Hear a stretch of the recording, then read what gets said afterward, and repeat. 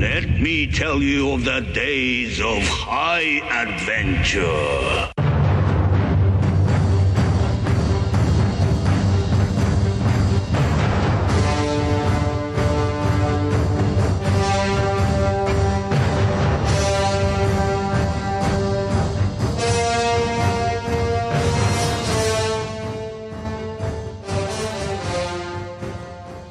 Hey, I'm Mike. And I'm Kevin. And this is 6 Degrees of Schwarzenegger, the podcast where we take a long, hard look at some of your favorite action movies from the era of Arnold.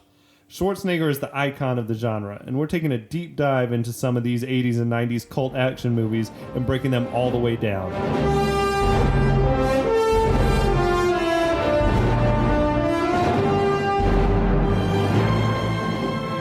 Welcome back, everyone.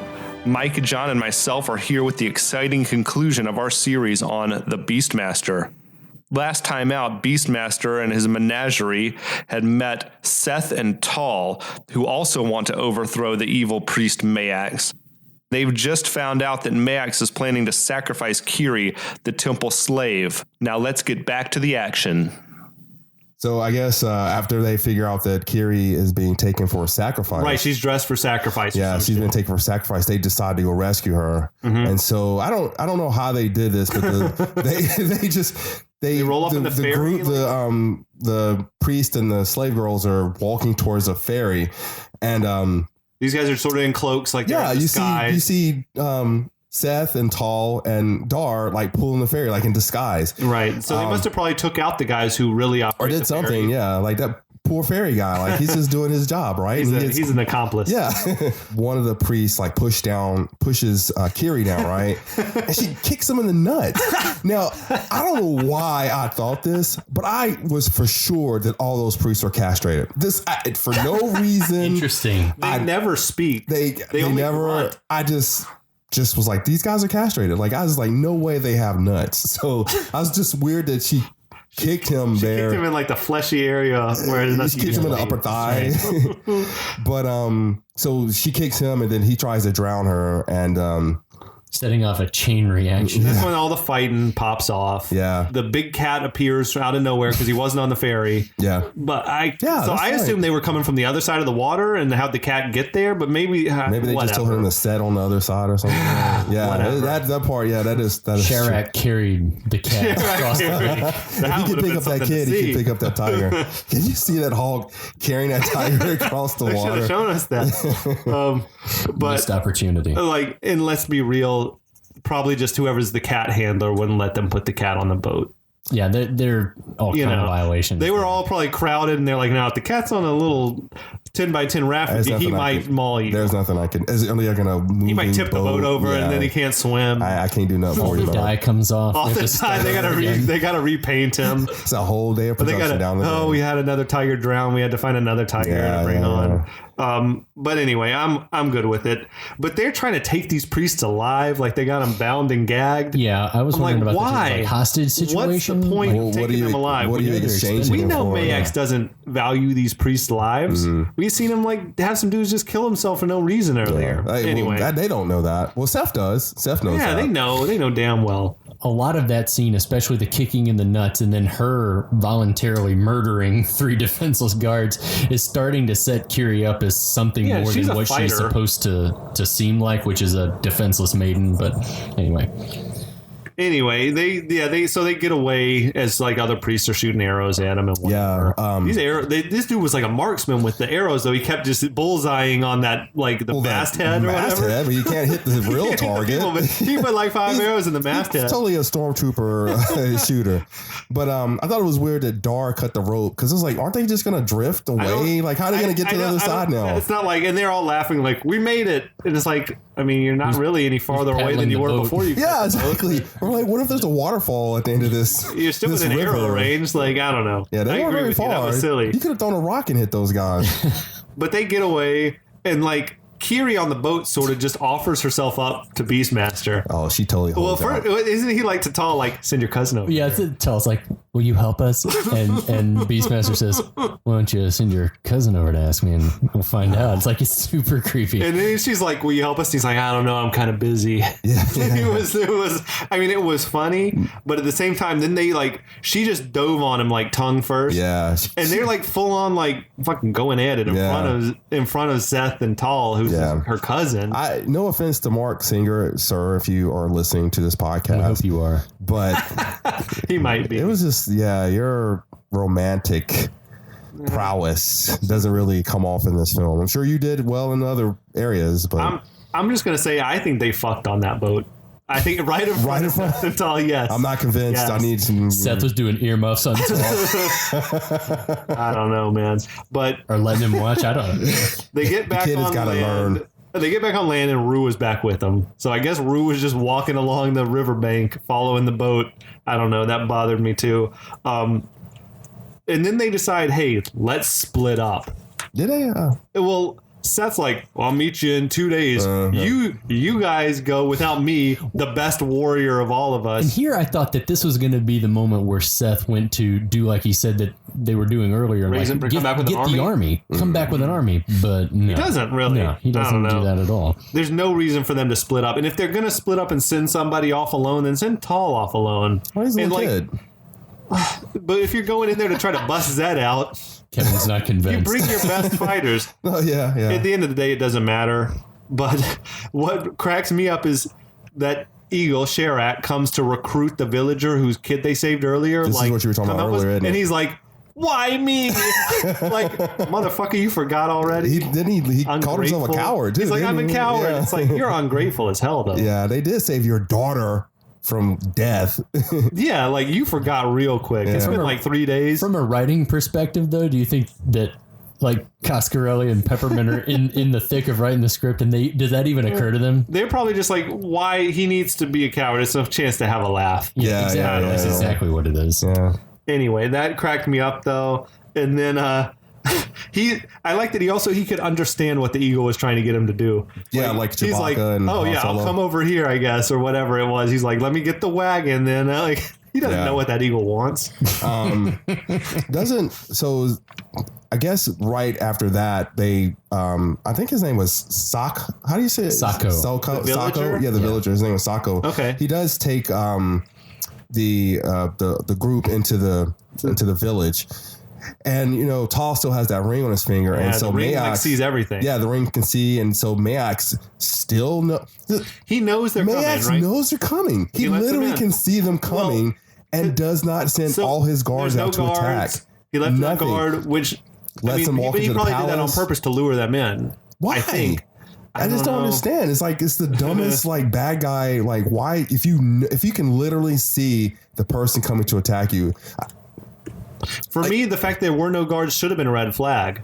For the good guys. Like, this doesn't seem right. This seems like a trap. Yeah, but so I guess I don't know what happens to Seth. Is he off now? He's off doing God knows what. He's probably chasing some Dar. So Dar and taking the rest of the day off. He's like getting drunk. So somewhere. Dar and Tall and Kira all go into the pyramid, right? Yeah. And this is another scene that after I saw the movie kind of stuck out to me. Yeah. They walk into that pit of, do they name them? Yes. Death guards. Yeah. But to me, they're berserkers. Like they're like a game berserker. We said they were like Uruk-hai from Lord of the Rings. Yeah. They're like just a mindless. They only move forward, never retreat. Yeah. And they'll kill anything in front. And I would say they're almost worse than They were scary. Yeah. I'd say they're even more mindless. They got the sharp, robotic in there. Spiked armor on their arms and legs, and like the mask on and glowing eyes. They were super effective. Yeah, they were really They badass. stuck with me. When he walks through the little pit and they stick their arms out and they're clawing at him. I mean, think about the people who have gone through there and did make it. They basically got ripped apart by these guys. Sure. Oh, yeah. So I was like, man, that's really cool. And so he had to jump up and like, he's shimmying across. Crawl across the top. And then Tall and Kira are like, oh, okay, it's safe now. He closes the gate. Oh, no, you're right. They weren't going to just walk through, though. He's like, wait a minute. You're right. Let me close it first. And then you can come through. They weren't just like, okay, now we can walk through. Yeah. What? You're right. They didn't want to die. Yeah. And is this so? He watches them make one of them. Yeah, through like a hole, and they like drop a creepy leech in a person's ear. Yeah, but isn't this where Kara leaves the group? Yeah, she disappears for a moment. Yeah, she goes off on her own. Like she could have like, if you know like how this pyramid works and like all these secret passages and everything. That's useful information. Thank you. Like you could have told us that at some other point. What cracked me up though is so she disappeared into a secret door in the wall, came back out 2 minutes later, looking 99% the same. Oh yeah, she had like her hair to bun. She had her hair up. She had a knife on her belt, and like she had changed dresses. It was I watched it 5 times. It was a different dress, but it was the same color, same length. So she had time to put on a different. She dress. looked 99% the same, and she came back and. Beastmaster's like jaw hit the ground when she walked out. Like, holy, whoa. Why does she look like that? He's like, why does she dress like that? John was saying every line of dialogue he had after that was like, what's up with Kiri? Like, right? Well, the entire movie, anytime anyone asks him, like, what are you doing here? He's like, where's the girl? He was thirsty. He was like, he had it turned up to 100 when she came back out. I mean, maybe that B stood for something else. Yeah, no, it definitely does. But then also in that same he has a conversation with Tall, like, why is she dressed like that? And Tall reveals that she is a member of the ancient Trove sect or whatever that has lived in the pyramid for years. Yeah, like they used to guard the pyramid. That for whatever reason, Maax has no knowledge of. No knowledge of their secret. Well, I mean, maybe he enslaved the women when he took control of the pyramid, but still, like, yeah, he should know his way around that trap door or whatever she went in. Yeah, he doesn't know where the secret trove closet is. Was she really a slave? Like, was she really? Well, she was allowing herself to be a slave, exactly. Right? Was she just allowing herself? Yeah, I can see that. They find their way to where Zed's at. And they discover, oh my God, he's been like blinded, like his eyes have been poked out. Is that what it was? I couldn't tell. They were just like dark holes. There were no eyeballs. Creepy. And then that's when Maax and one of the witches appear and like slam the door, and they're like, "Ha, we got him trapped." Don't Kodo and Podo. Oh yeah, he sent Kodo and Podo. He sends Kodo and Podo down there to get those keys first. They think they're going to need even get into pop in the cell. There's so many red flags on their rescue mission. They should have known. It's a anyway, disaster. So they've lost Kodo and Podo because the berserker. The berserkers, popped whatever. He's chasing them around the pyramid, and then that's when Rue shows up to save the day. Right? He like comes up behind him, and they're like, "Oh shit, let us get in the cell too." Maax is looking through the door and says, "They'll be sacrificed at dawn." And then Rue shows up and he says, "Never mind, kill them. Never mind, let's just kill him now. Kill him now." Like again, Maax, why are you trying to wait? Yeah. Formal sacrifice, nah. And sacrifice in front of who? Like, what's the? Just kill him right. Just kill him right now. Bad guy, kill them right now. So they come in there, and then he sends the witch after Beastmaster to kill it, and she's creepy as hell. And she starts creeping up the wall. She like throws something in his eyes and blinds him, and she's like climbing up on the wall. But little does she know, I guess, that Beastmaster. Like he switches his vision over to see through Rue's eyes, and he can see her there, and he stabs her, and she dies and cackles. I'm gonna have to find that cackle. Oh, it's a great one. It's probably just a sound effect they took off of whatever. But then Rue's gonna come at Maax, and Maax just like runs off down a secret passage behind the stairs, like. So there was a way out of the cell the whole time? It wasn't even a secret passage. In Zed's defense, he couldn't see it. So that's true. I mean, he could have felt the walls or something. Yeah, you would have think he'd walk around the room feeling the walls. You're right. It wasn't like he even like pulled a light switch down or like or pushed in a stone or something like that. He literally just ran behind the steps. Like you would have thought Zed would have stumbled on that at some point. So the good guys, they fight their way free with a lot of help from the animals. Yeah, Kodo and Podo run towards the cell, and they bring the berserker kills a bunch of the priests. They bring the berserker with them. They send Tall and Zed down a passage, and then the thing won't close. And I don't know how this thing works, but he busts some thing in water. Well, that's the thing is that they run in the room, and it's the removable skull in the drain or whatever. And Tall intuitively knows how to operate the thing. He turns there was just a big lever, but. He was Zed's it was weird. Dad, I don't know. And I'm going to say I feel like this whole section is probably going to be cut out. Well, it should have been cut out of the movie. Yes. We should just say there's a big rescue scene and some shit goes down. There's a big rescue and they get out of there. I feel like they were like, we have these animals on set and we need to use them to their maximum. I mean, it's like, because Tall and Zed go and down I guess the cat. No one knows. The cat where did not he was. crawl up that other tunnel, so he must have come out. Sharak took him out. Sharak carried him away. And then Dar goes back in. Beastmaster goes back in for the ferrets. He's like, I can't leave my ferrets. Continuity-wise is a disaster. It's like, what is everyone doing? Yeah, it was. Yeah, and then the ferrets are coming right there, so he's like, okay, cool. He can't get the thing to lift back up, or whatever happens. I don't know. He crawls up another tunnel out. They crawl up an air Kiri's shaft. there. Yeah, she came back. She didn't leave with the rest. Like he had his back turned, and I guess she didn't go down the stairs. I thought so. That's what I didn't understand. I thought she did. We go see down. her go down, but then he does turn his back for like 30 seconds. Yeah, so I think she came back. I think she went down. She may know another secret way, and then she came through another secret passage. That could be too. She knows her way around, which means they could have gone out a different way. This chick knows so many secret passages and doesn't tell anybody about anything. It doesn't even matter. Like at this point, they get away. I think the Sharak comes and saves them from the Berserker. Yeah, because it claws the Berserker's face up. Yeah, then Eagle Rescue 4. Okay. I feel like that really they really had an eagle attack. Like an actor in a mask or something like that. Like that seems a little dangerous, like crazy dangerous. He does manage to like cut the rope they're climbing down, and they luckily fall right into the wagon with and the fall villager guy, just about the same height as the Berserker. Yeah, but they land in the hay. They land in the hayride or whatever. Yeah. Which I guess had the tiger in the back of the hayride as well. We just never saw him there. I don't know. It doesn't matter. At this point, I guess maybe Seth, he's off been rounding up other supporters. Like they're around a campfire and there's a lot of people. Right. And that's when Zed's telling him, like, we're going to go back in and we're going to take the village back. And Dar's like, that won't work. Like, even if you take the village, the Jun army's coming and they're too strong.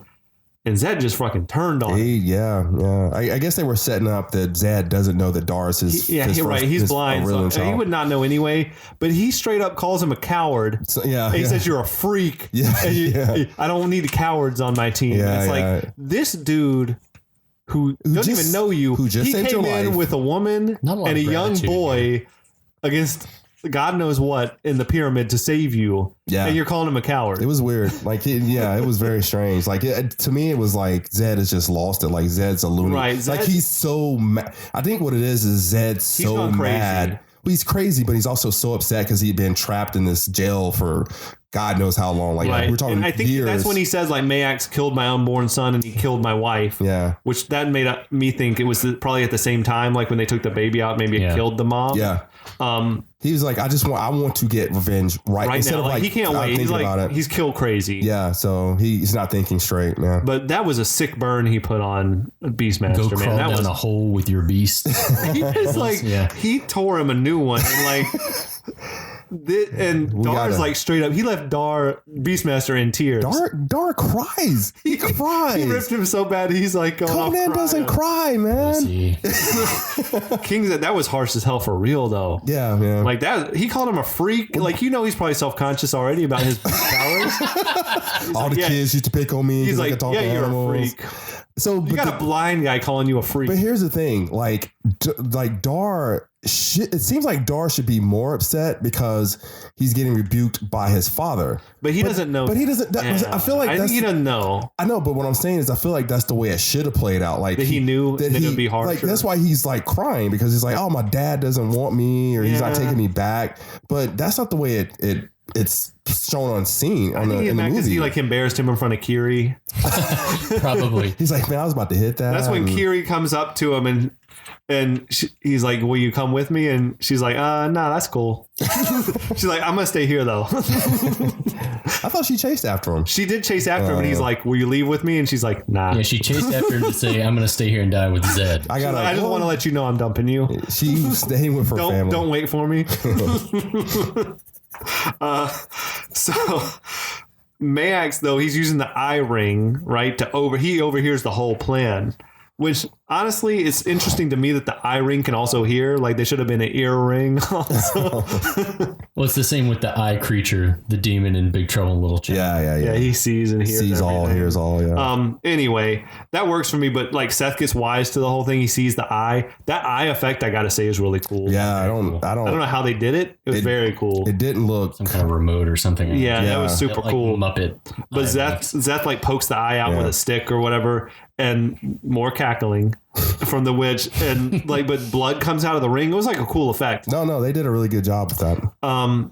So Seth is like, yo, we got to abandon this plan. Like, he heard everything. And Zed's like, no.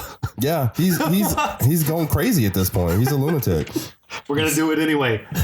We could just change the plan, sir. No, you coward. I mean, in his defense, Maax always knows what's happening. He doesn't change his plan. So then off screen, a big battle happens because we got Beastmaster. He's roaming the countryside with his beasts. And that villager turns up again and he's like, you got to come help us. The attack failed. Everyone got captured. They got, Kiri and Seth and whatever. They're going to sacrifice him in the morning or whatever it is. Right. I feel like they were saving money by cutting that battle out. I was about to say, I feel like they filmed that and they were like, oh, we got a 3-hour movie. Yeah, we can't make this 2 hours and 30 minutes long. This is not this is not Lawrence of Arabia. Yeah, they totally, they filmed that scene. And they just didn't put it in. They should have filmed it anyway. Yeah. So Beastmaster, he kind of comes back in and he rescues everybody. Right. This is where Maax, how many times do you have to get burned to realize you should just kill your enemies while you have them captured? Yeah. Like, because he's like, no, we got to save them for sacrifice. Yeah. Which, of course, Beastmaster by himself. Right. And with his unchallenged. animals. Yeah, unchallenged. Well, because he runs on a horse? And yeah. Oh, yeah, because dude had a horse for him. Yeah. Yeah, there's plenty of horses in this movie. He runs through like the villagers or whatever, and he throws Kodo and Poto onto like this wagon. They're and shurikens. Yeah. They free Tal and Seth. And so now like the three of them basically storm the pyramid. Dar gets up to the top and he's fighting all these. He's ready to kill Kiri at this moment. Maax is. Yeah. Mm-hmm. And for whatever reason, he gives up on that plan and he runs over to Zed.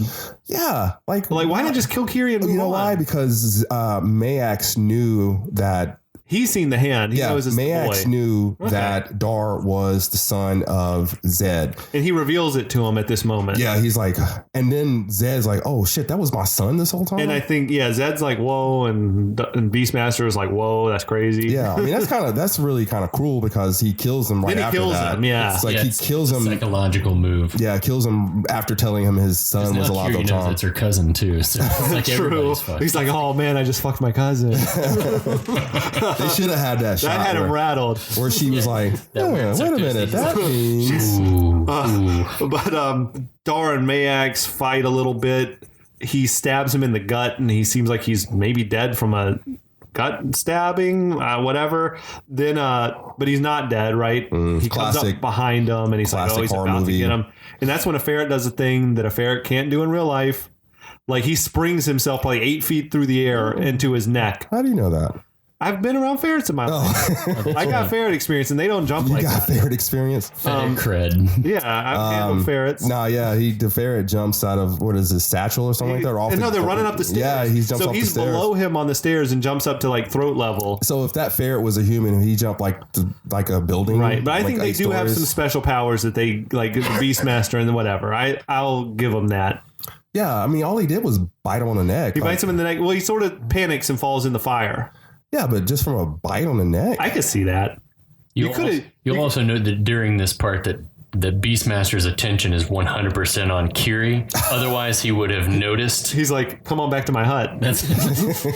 Otherwise, Kodo would still be alive. Well, so he does notice that Kodo falls in the fire, though. He's like, Kodo! Yeah. Which made me wonder, could he recognize them just visually? He could tell the difference? Or does he have like a connection with each beast that when he died, he could feel it? It's kind of like if you have twins and you can tell which twin is which. I'm sure it's a lot like that. I think I would also say probably he can feel his like connection with that one sever. Yeah, I can see that too. That's rough. Yeah, it is rough. That's a rough. Yeah, it was almost moment. It was sad like the dog. It's weird they killed Maax, who's like the main bad guy, but then we see the Juns approaching, like that cloud of dust rising in the distance. How'd they know? The Juns to return? Yeah, how'd they know to come? They had said definitely earlier in the movie, like the Juns are raiding villages to the north, but they will return soon. Yeah. So I think it just happened to be they were coming back. So it's a coincidence that they just happened to come on that day? Well, I think they might have still been hours away. They came that night. Well, yeah, they arrived like later that day, but it did have them. They had time to decide, like, are we going to stay and fight, or are we going to just run away? But what I'm saying is, they killed Maax without Maax never having the ability to tell the Juns to come back, right. and I think revenge me. Basically, it's just another coincidence in a long movie of coincidences. Isn't all of life just one coincidence? I guess. Really. That's so deep. Yeah, so I guess the Jun they gives so they can see them off in the distance and they're coming. And Dar's like, we're gonna stand and fight. They have basically all day to come up. We'll make this last stand. Yeah, they got Seth, who's like a military strategist. He's like helping them. They cover up the moat. This like tar. Was that moat already tar? Or did it fill with tar? It's been like some sort of tar from the get-go. When Beastmaster first pulls up into Arak, he kind of looks over the bridge and that's when the villagers like, we can't leave because we're trapped in by this moat. There's one way out and the city's surrounded by tar. But which is the Juns have been to this village before, so they know there's a moat there. Hey man, whether it's covered or not, they should know there's a moat there. Yeah. They ride right into it. Yeah, they do. Maybe they just they couldn't tell the distance. Yeah, maybe. Like, maybe it was dark. It was dark. Yeah. We'll give them that too. Sure. They don't have eagle vision. Fuck it. I don't think they gave that much of a crap anymore as filmmakers. They're like, let's just finish. Yeah. They're probably like, oh, we just got wind. This Conan movie's coming out. It's going to blow us out of the water anyway. That's kind of how I feel about this film. So Dar gives the eagle his amulet. And he flies off. Yeah. So I feel like the eagle just took it on its own. I thought he tossed it to him. Did he throw it to him? So he knew what he was doing with it? I think he tosses it to him. And so that amulet, you didn't even think anything of it when he got it from the bird people initially. So it comes in really like it's a huge plot point at the end. Big time. So the Juns attack and they're like riding through the tar basically because they can do that. And there's a dude who's supposed to set the tar on fire, but he gets shot with an arrow or killed some kind of way. And now it's like, shit. That's when Tall mans up and he runs through the gate and grabs the torch.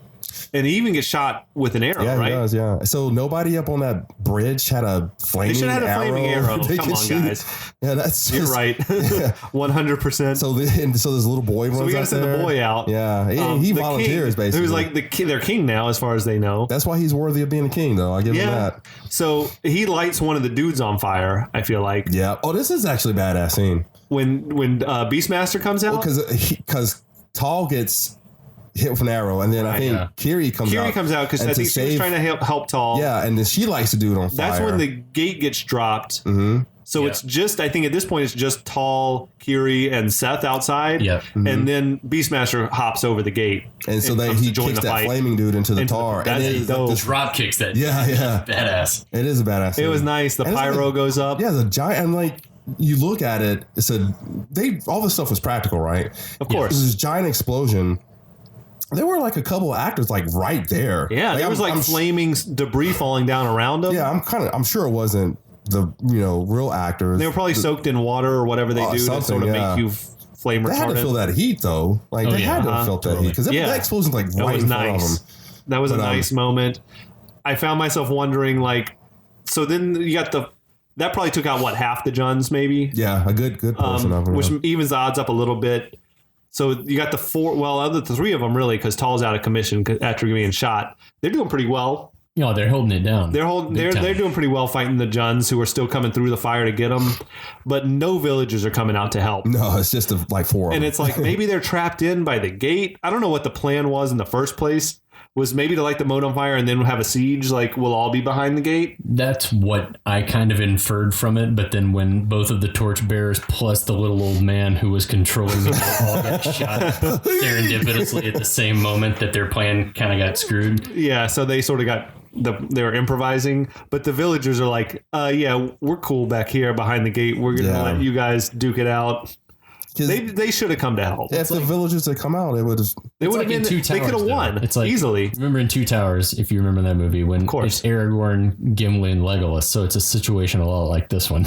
Well, where you send 3 guys out to hold shit down. Let's be real. It's a situation of we don't want to pay another 24 stuntmen. No, totally. Yeah. Why would we do that when we could just do it cheaper? We also need to give props to John Alcott's cinematography in this scene because this is one of the better looking scenes in the whole movie. You get the flame, firelight and all. No, that. It's definitely a cool scene. Nice. This is a movie that if you got like a Saturday afternoon and a 6-pack and you got nothing else to do and you're 12, yeah,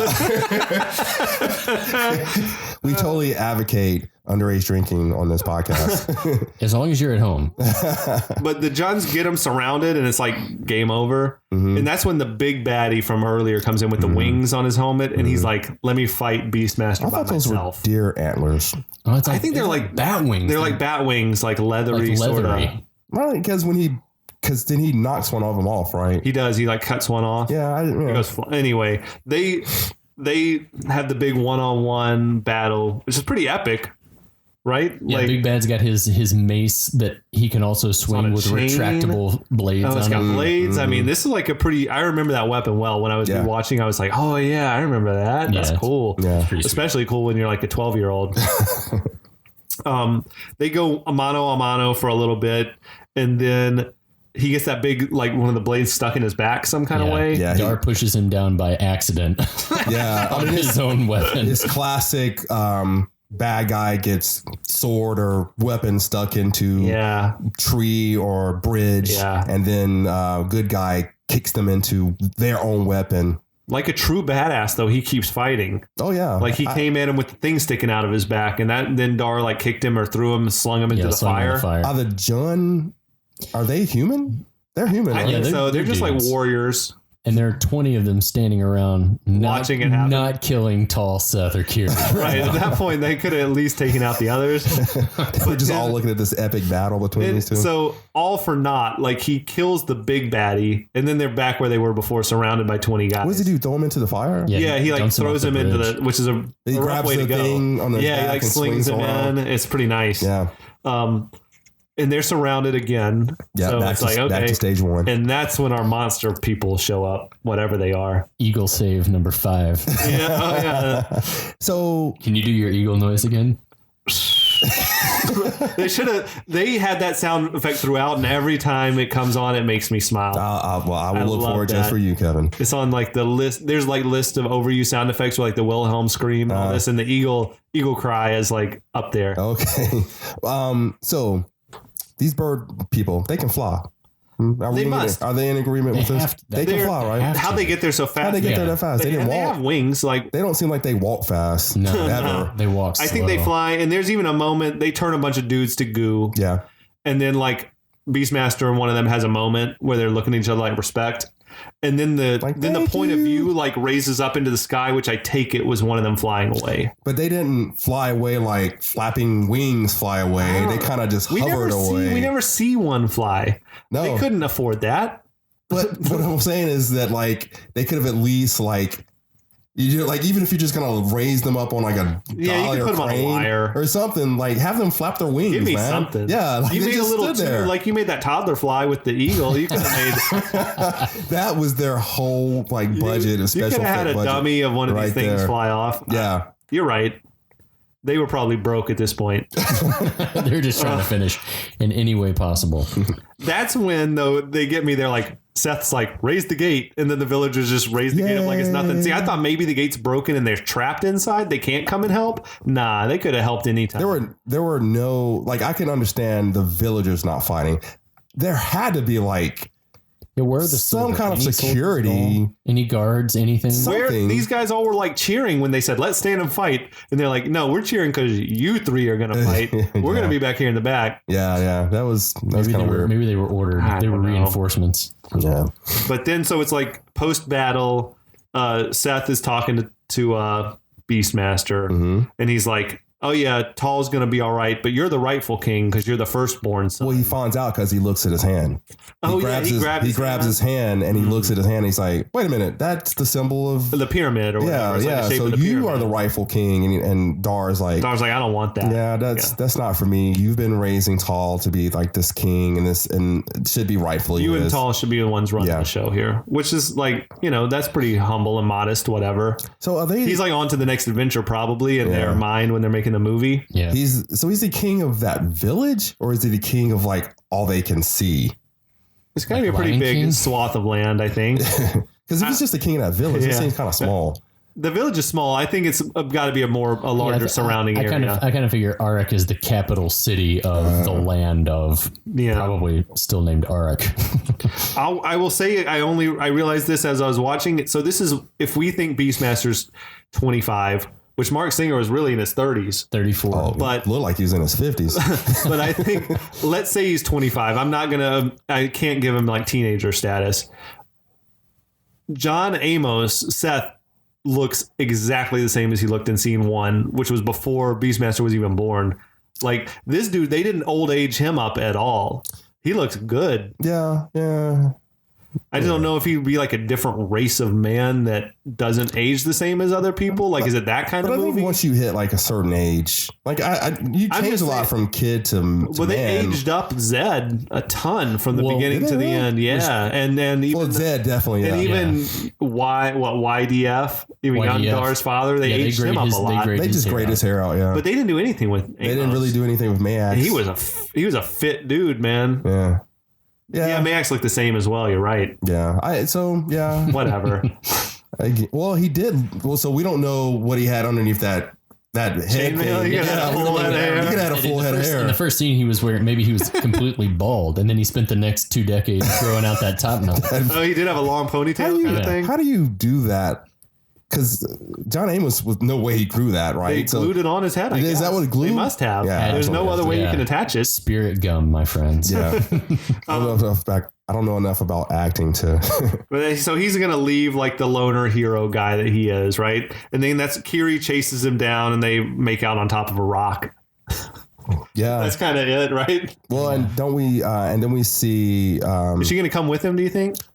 She wants to. No, I think she does. I think they go off together. He's not, after all the thirst he's shown this whole movie, he's not going to be like, nah, I'm good. You stay with the village. I don't need yours. I don't need your companionship. We also see, I guess Poto's the ferret that's still off, right?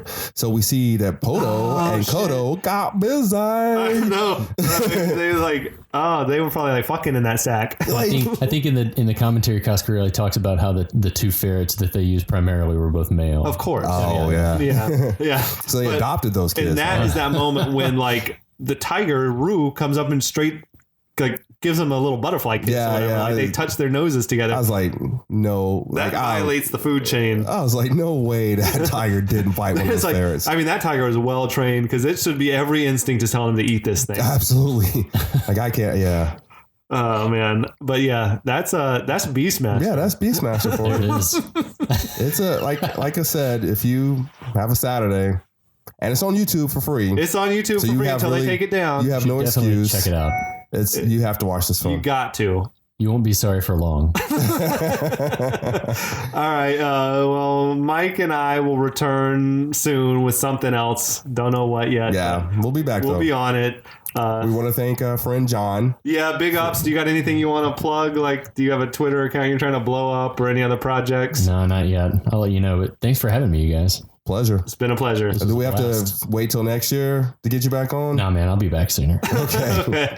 Awesome. Well, we'll be back. Absolutely. Thanks.